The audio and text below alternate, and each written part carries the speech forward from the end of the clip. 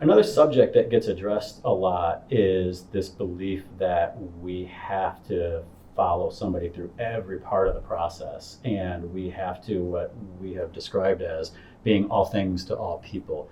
And we spent a lot of time in another, part of this series by suggesting that that's not true. And so I don't necessarily want to belabor that fact, but I think it's really important to know that when we're being authentic and we're being vulnerable, that we're really talking about our boundaries and our ability to use a boundary to protect ourselves from being too extended to other people, but also our ability to protect ourselves from being asked to be extended by other people as well. And so it really comes down to me, this idea of authenticity of like, listen, this is my truth. This is what I can and can't do.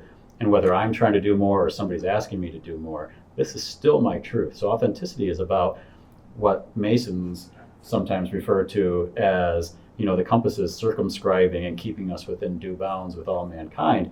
I think that this is a way of describing that outside of the circle that is drawn is beyond my purview to help effectively. And so I want to be most effective, but that means I remind myself and I remember that this is where, I do my best work. This is where I am healthiest, even when I give.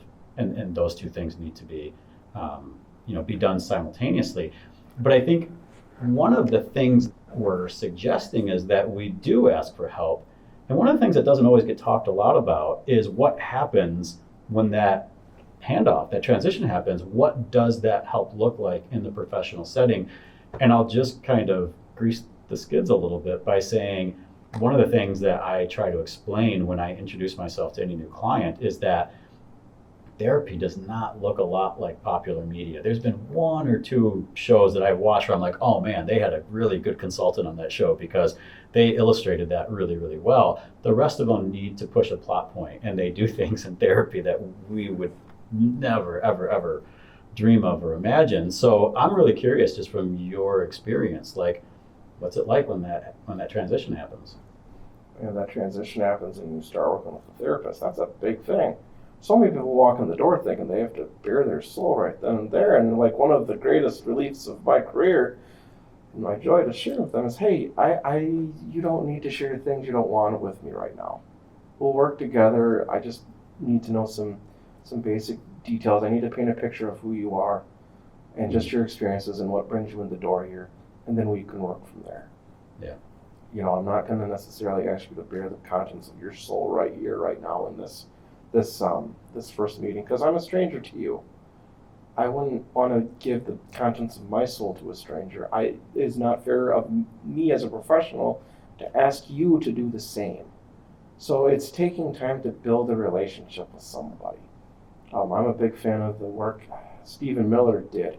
Basically, it focuses on the relationship. You can have the best therapy tools, you can have the best form of cognitive behavioral therapy or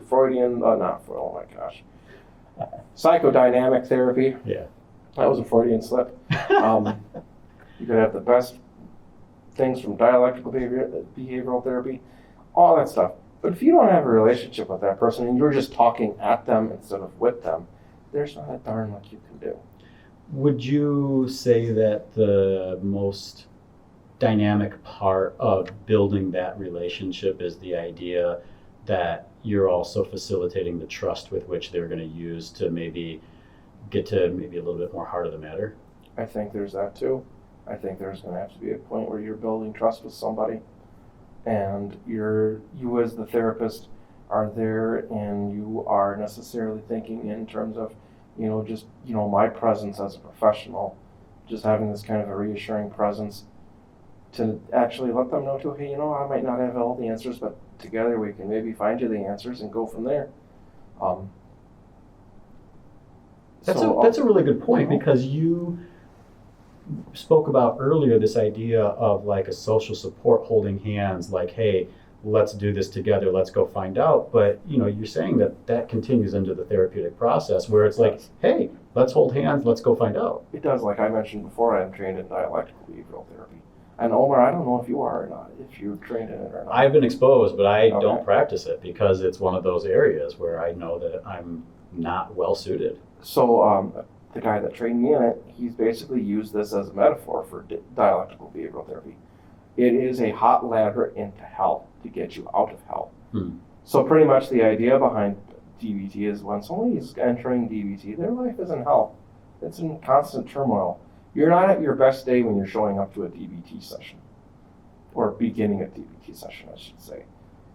And really, like, the job of the therapist is to basically throw a metal ladder into hell, climb down said ladder, and then help get you to the ladder, and then follow you up on the way out of said on the ladder. So your hands are burning, their hands are burning too.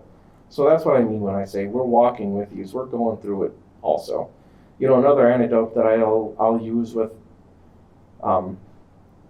clients, patients, persons served, however you want to label it.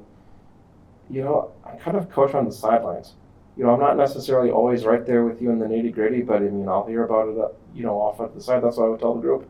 When you're out of group, take what you can learn in group and apply it outside of group, and then bring it back and then tell us what's going on. Yeah, working. That's such a big thing because occasionally I'll have clients come back towards the termination of therapy and they'll say, these wonderful, wonderful compliments and platitudes of couldn't have done it without you and you saved my life. And, you don't always get that, but you hear it every once in a while as a therapist.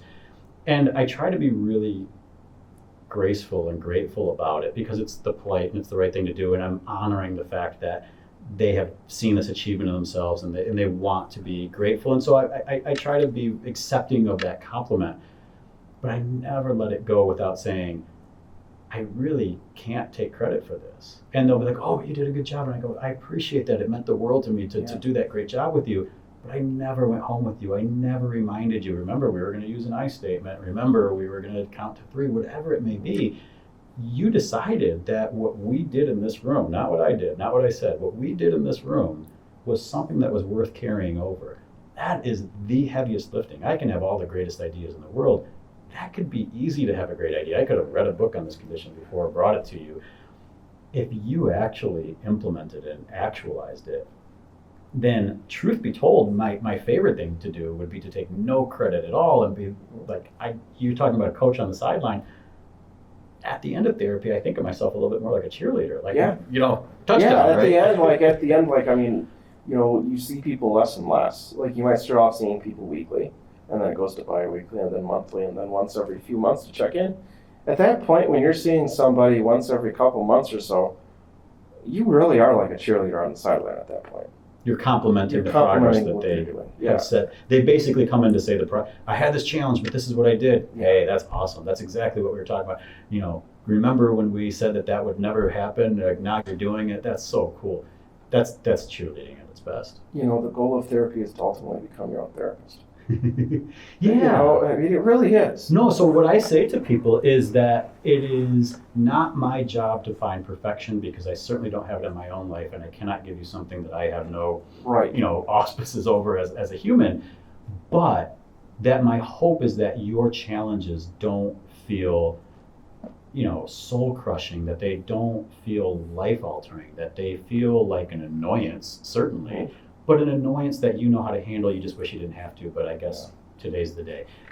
That's the homeostasis that we're looking for in my office. The other thing too is I try to explain to people, sometimes like family members of other people that are having troubles and sometimes about themselves, and lots of times both, I guess, is that what the brain really, really, really desires is control and predictability. And some people who might live with somebody with a personality disorder might think, oh gosh, control and they're being, they're using that for their own, bad purposes or what have you. And I go, no, it's not that. We just want to predict that when I eat a corned beef sandwich, it's going to taste good and that I'm going to be full at the end. We want control to say that, hey, I think I have enough money in my account to go buy said corned beef sandwich. And so it's this idea that life is a lot more orderly. And what is order? It's the idea that, yep, I did this, so I have that. I got paid at the end of 2 weeks, so good. And you know what? My prize to myself is a corned beef sandwich. Off we go, right? that I have the control to say, yeah, I want corned beef, or you know what, I actually want tacos this time, right? Like that I'm in charge of my life. And so much trauma comes with, I don't know if I'm going to be safe at the end of this situation. Exactly. I don't know if I'm going to be okay. I don't know if everybody else is thinking the same thing that I'm thinking about this situation. I don't know if we're interpreting it the same. And that gets, I think, risky and scary. And so for me, therapy really is about resetting that cycle and that process of saying, okay, well, where do we want to start predicting what's going to happen next? If you take deep breaths and practice meditation and yoga, that you might feel more relaxed at the end of that hour, right? Okay, well, let's try that. It worked? Okay, so now we know that we can control some level of calmness. We got that. What's the next step that you want to work on? I don't have the answers. You tell me where you want to go, and I'll follow you into hell doing it, right? Exactly. Yeah. And you mentioned the trauma piece about, learning how to reset. And I mean, we have to remember trauma, ultimately, it's a phobia.